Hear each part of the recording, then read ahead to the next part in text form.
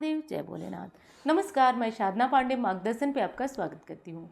दोस्तों, मैं बात करूंगी प्रदोष व्रत के बारे में। इस बार के प्रदोष को लेकर काफ़ी कन्फ्यूजन है, क्योंकि दोनों ही तिथियों में यानी कि 20-21 दोनों ही तिथियों में प्रदोष का हमें मिल रहा है, समय मिल रहा है प्रदोष काल का भी।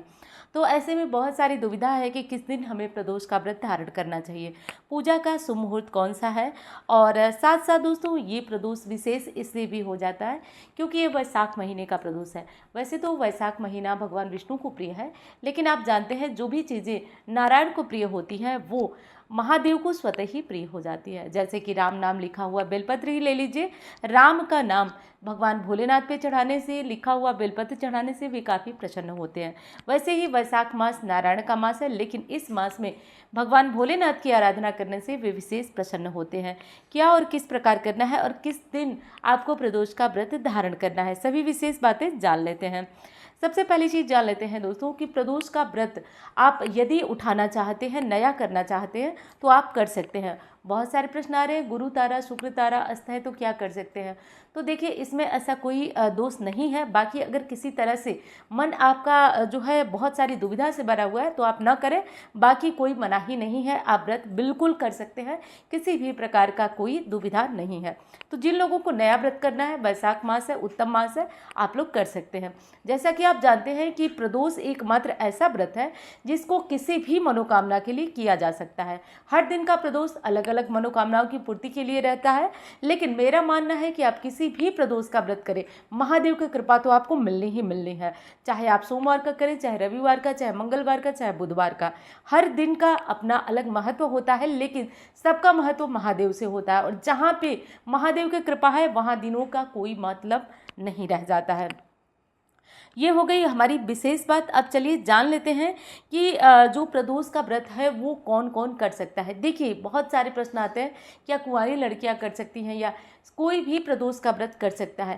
शास्त्र में लिखा गया है कि प्रदोष के व्रत से कोई भी बड़ा व्रत नहीं है, तो आप लोग अवश्य इस व्रत को कर सकते हैं, प्रदोष का व्रत। और कोई भी कर सकता है, स्त्री पुरुष लड़की कोई भी, जिसको करना है वो नया नया करना है तो भी आप कर सकते हैं। अब चलिए जान लेते हैं कि ये व्रत जो है वो इस बार यानी कि वैशाख मास में कब हमें पड़ रहा है, क्योंकि दोनों ही दिन 20 और 21 दोनों ही दिनों में हमें प्रदोष मिल रहा है। तो हम क्या और कैसे करेंगे दोस्तों, सबसे पहले जान लेते हैं कि दुविधा का कारण क्या है। देखिए, वैशाख महीने के शुक्ल पक्ष की त्रयोदशी तिथि हमारी स्टार्ट हो रही है, वो 20 मई 2024 को सोमवार को। कब हो रही है? तो दोपहर को 3:58 तक यानी कि लगभग 4 बजे ही मान लीजिए। वहीं स्थिति का समापन अगले दिन 21 मई को दिन मंगलवार को 5:40 मान लीजिए कि 5:40 पे ख़त्म हो रही है। तो ऐसे में बहुत सारे प्रश्न आ रहे हैं कि प्रदोष का व्रत हमें करना किस दिन होगा। देखिए, इस बार जो है वो सोमवार और मंगलवार दोनों ही दिन प्रदोष का व्रत धारण किया जा सकता है और पूजन भी किया जा सकता है। तो अब आपके मन में आएगा तो फिर करना क्या करना उत्तम होगा।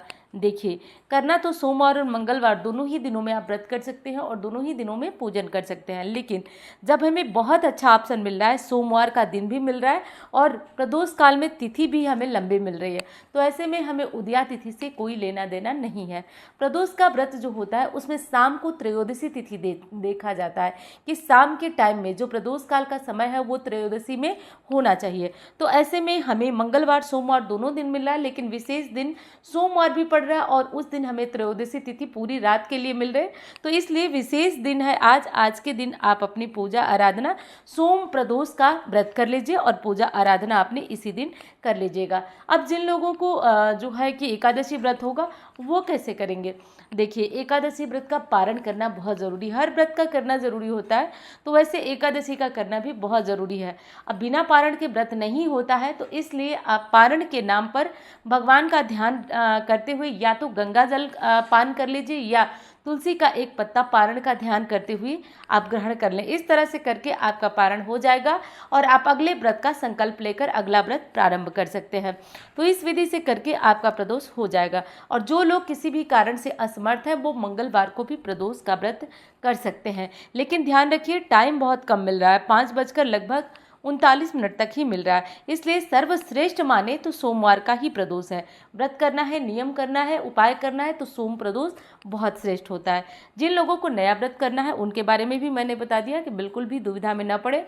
नया करना है तो सोम प्रदोष व्रत बहुत ज़्यादा श्रेष्ठ होता है। आप इस व्रत से दिन से व्रत प्रारंभ कर सकते हैं। अब दोस्तों जान लेते हैं पूजा की सामान्य विधि। देखिए, पूजा की सामान्य विधि बता देती हूँ व्रतधारी को। आप घर पे थोड़ा बहुत पूजन अपने घर में जो शिवलिंग वगैरह रखे हैं उससे कर लीजिए। बहुत अच्छा होगा कि आप किसी मंदिर में जाएं और वहां जाकर प्रदोष का पूजन करें। जो भी चीज़ें आपको मिल सके, बार बार कहती हूँ इसलिए बहुत सारी पूजा सामग्रियाँ तो नहीं बताऊँगी, जो भी चीज़ें मिल जाएं, बेलपत्र, गंगा जल, धूप, दीप, अक्षत, उनको लेकर के चले जाइए। असमर्थता है, नहीं जा सकते मंदिर, छोटे बच्चे हैं या मंदिर दूर है, तो आप घर में ही भगवान का फोटो के पास भी ध्यान करके पूजा कर लीजिए। अब आपके मन में आएगा कि कैसे फोटो के पास अभिषेक करेंगे। दोस्तों भाव से कुछ भी किया जा सकता है। आप एक कटोरी रख लीजिए, उस कटोरी में महादेव के शिवलिंग का अभिषेक ध्यान करते हुए आप दूध, घी, शक्कर, शहद सब कुछ गिराकर इस तरह पूजा कर लीजिए। क्योंकि असमर्थ है, आप नहीं जा सकते, तो ये एक विकल्प आपको ये भी बता देती हूँ, जो कि आप कभी भी असमर्थ हो तो ये कर लीजिएगा, बहुत अच्छा होता है। तो पूजा विधि हमारी निश्चित तरीके से हो गई। अब पूजा का समय जान लेते हैं दोस्तों कि पूजा का सही समय कौन सा है और किस मुहूर्त में आपको पूजा करना है। देखिए दोस्तों, प्रदोष काल की पूजा का जो शुभ मुहूर्त है वो 20 तारीख को यानी कि सोमवार को शाम को 7 बजे रात्रि से प्रारंभ हो रहा है और 9:12 तक। तो ये इस बीच का जो टाइम है वो बहुत ज़्यादा विशेष है। इस मुहूर्त में समय हो तो आप किसी भी शिव मंदिर में जाकर के पूजन, आराधना, अभिषेक ज़रूर करिएगा।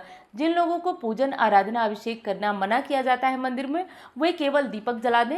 एक बेलपत्री चढ़ाना संभव हो तो एक बेलपत्री चढ़ा दें। आप बस चले तो जाइए, दर्शन तो करके आइए। आप देखिएगा धीरे धीरे 6 महीने से ही आपका भाग्य जागना शुरू हो जाएगा। क्योंकि दोस्तों प्रदोष काल में महादेव का वास ही होता है शिवलिंग में, इसलिए दर्शन करना भी अपने आप में बहुत ज़्यादा पुण्यदायी होता है। बस घर पे भी आप इस पूजा आराधना को कर सकते हैं। घर पे ही आप अपना नियम वगैरह जो है उसको पूरा कर सकते हैं। तो इस तरीके से करके आप अपनी प्रदोष की पूजा कर सकते हैं। पारण एकादशी का मैंने बता दिया कि जो लोग एकादशी प्रदोष दोनों करते हैं वो किस तरह से पारण करेंगे। अब एक चीज़ और बता देती हूँ आपको कि विशेष उपाय, क्योंकि देखिए दोस्तों सोम प्रदोष है और साधारण नहीं है। सोम प्रदोष बहुत मुश्किल से और बहुत भाग्य से आता है। अब बता देती हूँ, जिन लोगों को किसी भी तरह की दिक्कत है और कोई भी दिक्कत है, आप आजमा के देखिएगा। टाइम थोड़ा ज़्यादा लग सकता है, मैं ये नहीं कहूँगी कि 1 महीने में असर करेगा, लेकिन दोस्तों आप कम से कम आप इसको क्या करिए कि सोमवार का दिन है, प्रदोष का दिन है, आप इसको सोमवार केवल सोमवार करिएगा और आजमा के देखिएगा कि आपका कम से कम 21 या 41 प्रदोष बीतते बीतते आपकी जो भी समस्या होगी दूर होगी। और भोलेनाथ अभिषेक प्रिय है, सबसे ज़्यादा जो उन्हें प्रसन्न करता है वो अभिषेक पसंद करता है। जिन लोगों की शादी के मतलब रिश्ते अच्छे नहीं आ रहे हैं, या जिन लोगों के पति पत्नी के बीच मनमुटाव है, रिश्ते बहुत खराब हो गए हैं, वो लोग क्या करें कि हर प्रदोष से शुरू करके और हर सोमवार को, मतलब सोमवार को प्रदोष पड़ा है तो हर सोमवार को आप कम से कम 21 या 41 सोमवार ऐसा करें। आप दही ले जाएं। आप दही जो भी मिले, अब आप लोग कहेंगे पैकेट का ही मिलता है, ठीक है, जो भी मिले ले लीजिएगा। एक लोटे में दही ले जाकर के दही से अभिषेक करिए। शुक्र से जुड़ी हुई जो पीड़ा होती है, वो कष्ट होता है, वो दूर हो जाएगा। लेकिन आपको ध्यान ये रखना है दोस्तों कि जो दही से अभिषेक करेंगे आप लोग, आप अपनी मनोकामना के अनुसार मंत्र बोलेंगे। जैसे कि जिन लोगों के विवाह में विलंब हो रहा है वो लोग ओम नमो भगवते वासुदेवाय बोलेंगे। अब आपको आश्चर्य लग रहा होगा कि दीदी आप ये क्या बता रहे हैं, महादेव की पूजा और बोलना ओम नमो भगवते। आप बस ऐसा करके देखिएगा। शिवलिंग की एक विशेषता है कि यदि आप नारायण या माँ लक्ष्मी के मंत्रों को बोलते हुए भी अगर उस पर कोई चीज़ चढ़ा देते हैं तो उसको फल देने का अधिकार महादेव को होता है, वो आपको निश्चित रूप से देंगे। बस करके देखिएगा। तो ओम नमो भगवते वासुदेवाय बोलते हुए आप उस दही को चढ़ा दीजिएगा।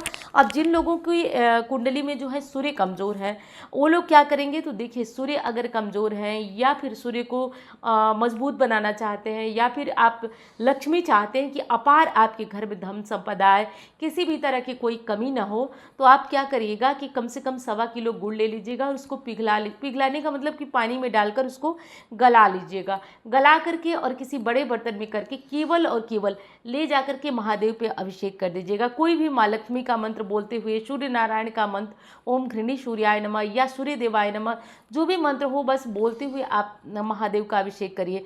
ये अभिषेक आपको केवल और केवल इस एक अकेली चीज़ से करना है। इसके बाद आप चाहे तो साधारण जल से अभिषेक कर सकते हैं। और अंत में एक बहुत विशेष उपाय बताती हूँ, जो कि आजकल हमारी बहनें बहुत ज़्यादा परेशान हैं। पति बहुत नशा करते हैं, भयंकर नशा करते हैं। तो आप क्या करिए, ज़्यादा दिन आप मत मेहनत करिए। आपके पति के बर्ताव में अगर सुधार ना आया तो आप छोड़ दीजिएगा। केवल 40 दिन आप इस काम को करिएगा। आप शिव तांडव स्तोत्र बोलते हुए एक लोटा तांबे का लोटा ले लीजिए, उसमें काले तिल डाल दीजिए और शिव तांडव स्तोत्र बोलते हुए धीरे धीरे धार सहित महादेव पे अभिषेक करिए। शिव तांडव स्तोत्र यदि याद है तो, और नहीं है तो आपको दिक्कत होगी, बोलते हुए आप अभिषेक नहीं कर पाएंगे, तो पहले आप जल चढ़ा लीजिए, फिर वहाँ खड़े होकर शिव तांडव स्तोत्र करिएगा। दोस्तों विश्वास मानिए, आपको 40 दिन में नशे से जुड़ी हुई जो समस्या है उसमें मुक्ति मिलती है। और हाँ, ये जो गुड़ वाला उपाय मैंने बताया, गुड़ का पानी गला करके डालने वाला, ये अपने आप में बहुत ज़्यादा पावरफुल है। इसको करिएगा, आप करिए, केवल सोमवार सोमवार करिए, दिन मत गिनिएगा। जितनी धन आप कल्पना किए होंगे, सोचे होंगे, उससे अधिक देंगे महादेव। आप बस करके देखिएगा। लेकिन गुड़ आपका एकदम नापा तौला हुआ 1.25 किलो होना चाहिए। उस तरीके से करके आप करके देखिएगा।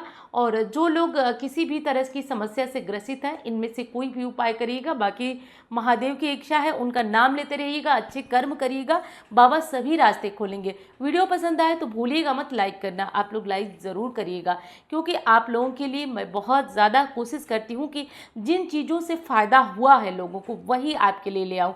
तो आपकी भी जिम्मेदारी बनती है दोस्तों कि ये वीडियो आप दूसरों को शेयर कर सकते हैं। जब मैं किसी तरह से कोई भी कंजूसी नहीं करती हूँ आपको बताने में, तो आप भी इसे शेयर कर सकते हैं और लाइक करके, और मेरा भी हौसला बढ़ा सकते हैं और चैनल के साथ जुड़ जाएंगे। तो इस तरह से महत्वपूर्ण बातें आपसे छूटेंगी नहीं। तो चलिए दोस्तों, अब मैं मिलती हूँ आपसे अन्य वीडियो में। धन्यवाद। हर हर महादेव।